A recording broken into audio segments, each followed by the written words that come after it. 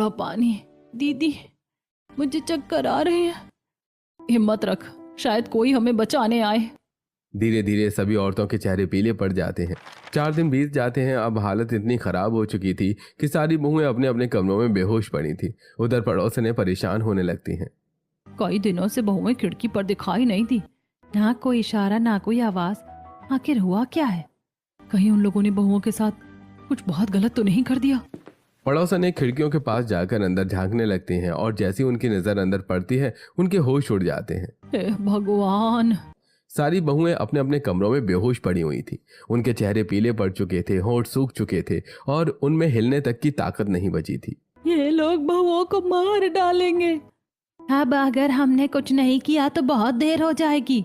खिड़कियों से बहुओं को बेहोश पड़ा देखकर पड़ोसनों के होश उड़ जाते हैं। सबकी आंखों में डर साफ दिखाई दे रहा था।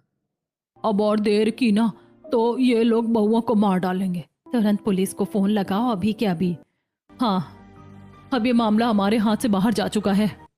नीलिमा तुरंत पुलिस को फोन लगाती है। हेलो पुलिस स्टेशन, जल्दी आइए। हमारे पड़ोस में एक हवेली है जहाँ घर की बहुओं को कैद करके रखा जाता है। 4-4 दिन से उन्हें खाना पानी नहीं दिया गया। उनकी हालत बहुत खराब है। कुछ ही देर में पुलिस की गाड़ियां हवेली के बाहर आकर रुक जाती हैं। पूरे मोहल्ले में हलचल मच जाती है। ये क्या तमाशा है? किसने पुलिस बुलाई है? शिकायत मिली है, इस घर में औरतों को कैद करके रखा जाता है। नहीं सर, ऐसी कोई बात नहीं है, हमारे घर में सब ठीक है। जी, ये पड़ोस वाले बेवजह बात बढ़ा रहे हैं। अगर सब ठीक है तो हमें घर देखने में कोई दिक्कत नहीं होनी चाहिए।